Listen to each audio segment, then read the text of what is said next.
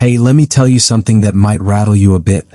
You're out here asking God for more money, but what if I told you that's the wrong prayer? Yeah, I know it sounds crazy, but hear me out. What if you asked for something way more powerful than money? Something that would actually guarantee the money shows up and even stays with you? Because here's the truth. Money comes and goes, but these 5 things I'm about to share with you, they can change everything. And trust me, once you see this, you'll never pray the same way again.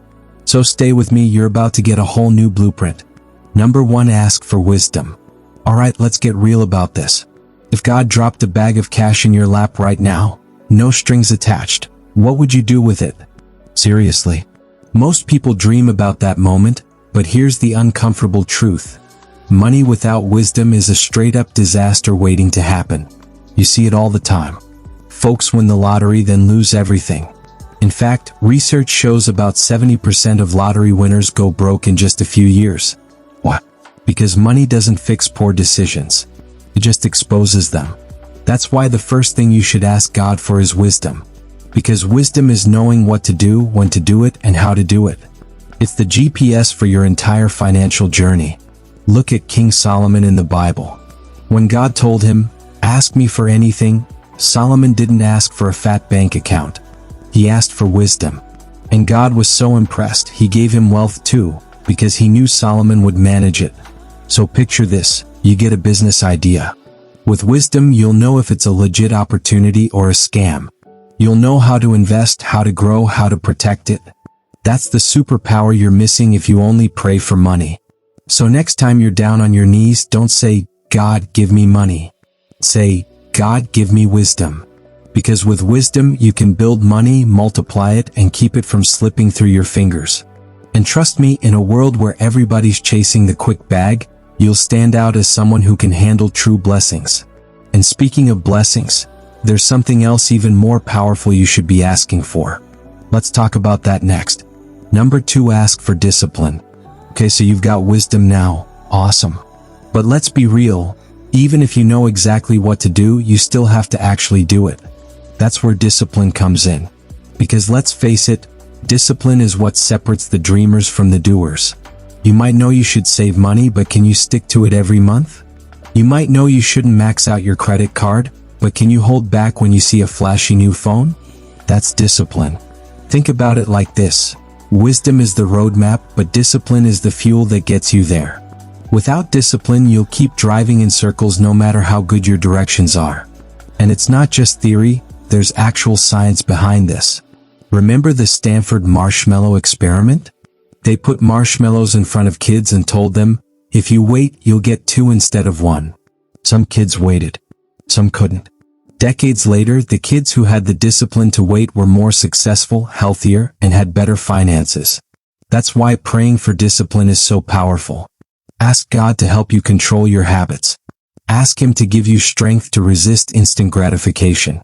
Proverbs 16 verse 32 literally says, "Better a patient person than a warrior, one with self-control than one who takes a city." In other words, God honors discipline even more than big flashy achievements. So yeah, don't just pray for a raise or a side hustle. Pray for the discipline to handle what you already have. Because if you can manage $100, you can manage 1,000. And if you can manage 1,000, you can handle 1,000,000. So next time you're tempted to say, "God, bless me with more," maybe say, "God, help me master what you've already given me." Because the more you master your discipline, the bigger the blessings you'll be trusted with. And that discipline? It sets you up perfectly for the next thing you should be asking for. Because even with wisdom and discipline, you still need this to really change your life. Let's get into it. Number 3, ask for opportunities. Alright, so you've got the wisdom and you've got the discipline. That's huge. But here's the thing. Even the wisest, most disciplined person in the world can't grow if they never get a chance to shine. That's why you should ask God for opportunities. Opportunities are those doors that swing open when you least expect them. They're the moments that can change your life, if you're ready to walk through them. Think about it. Money doesn't just appear out of nowhere, it usually flows through opportunities.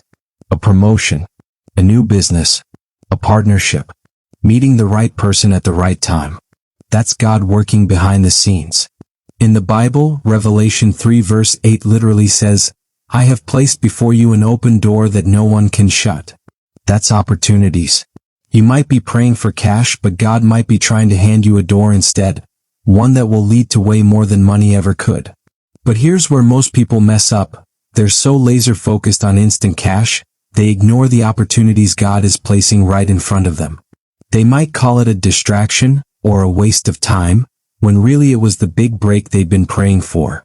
Let me give you a simple, relatable example. Maybe you're praying to pay off your debts, and then someone offers you a chance to learn a new skill for free, but you're so busy chasing quick money that you don't see it as valuable. That new skill might have opened the door to a higher paying job. That was the opportunity, but you missed it. So next time you pray, try this. God, help me see the opportunities you're giving me and give me the courage to take them. Because that's the prayer that sets up a lifetime of blessings. And speaking of courage, you're going to need it because opportunities are useless if you're too scared to act on them. So let's talk about that next. Number 4, ask for courage. Okay, let's break this down. You've got wisdom, discipline, and opportunities. You're building a rock-solid foundation. But here's the real talk. None of those mean anything if you're too afraid to move. That's why you've got to ask God for courage. Because think about it, how many times have you known what to do, had everything lined up, but fear just stopped you dead in your tracks? Happens to the best of us. Maybe you didn't apply for that dream job because you felt unqualified. Maybe you held back from starting that business because you were scared of failing. That's fear, straight up blocking your blessing. The Bible is packed with stories of courage. David ran straight at Goliath with nothing but a sling and faith. Moses stood up to Pharaoh even though the odds were impossible. Over and over, God reminds us, "Be strong and courageous, for I am with you." That means you're not meant to sit on the sidelines. And look, it's normal to feel scared. But courage isn't the absence of fear, it's acting in spite of fear. You ask God for courage so that even when you're shaking, you can still take that first step. Let me put it this way, opportunities might open the door, but courage is what makes you walk through it. Without courage, you'll watch other people chase their dreams while you stay exactly where you are. So when you pray, don't just say, "God, show me the way." Say, "God, give me the guts to go for it even when I'm scared." Because trust me, on the other side of that fear, that's where your breakthrough lives. And once you've got the courage to act, there's one last thing you need. Something that ties it all together so you don't just move, but move with purpose. Let's talk about that. Number 5, ask for vision. Alright, let's land this plane. You've got wisdom, discipline, opportunities, and courage. That's a solid foundation. But there's one last thing you must ask God for, or you might end up running in circles. Vision. Vision is like having a crystal clear GPS for your life. It's knowing where you want to go, what kind of person you want to become, what impact you want to leave on the world. Without vision, money will slip through your hands because you'll have no purpose guiding how you use it. Think about it. If you have no clear picture of your future, any distraction will pull you off track. Proverbs 29 verse 18 says, "Where there is no vision, the people perish." That's serious. It means you could have all the resources in the world, but if you don't have a direction, you'll waste them. Let me give you a real-world example. Someone might pray for a promotion, get it, but with no vision for their life, they blow the extra cash on things that don't really matter. Compare that to someone who has a vision.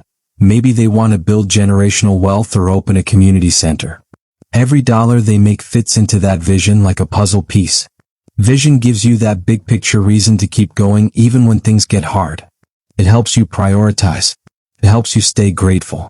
And it gives your money a mission instead of letting your money boss you around. So there you have it. Don't just ask God for money. Ask for wisdom, discipline, opportunities, courage, and vision. Because those are the real game changers. The things that don't just give you cash today but build a foundation so solid, you'll never have to worry about money again. If you start praying this way, I promise you'll begin to see life in a whole new light. Doors will open, fears will fade, and your path will become clearer. Now, I want to hear from you. Which of these 5 things do you think you need most right now? Drop it in the comments below and let's talk about how you can start asking for it today. And hey, if this video gave you a fresh perspective, hit that like button, Subscribe if you haven't yet and share it with a friend who needs to hear this too. Because real blessings multiply when shared. Thanks for watching, and remember, the right prayers don't just change your bank account, they change your life.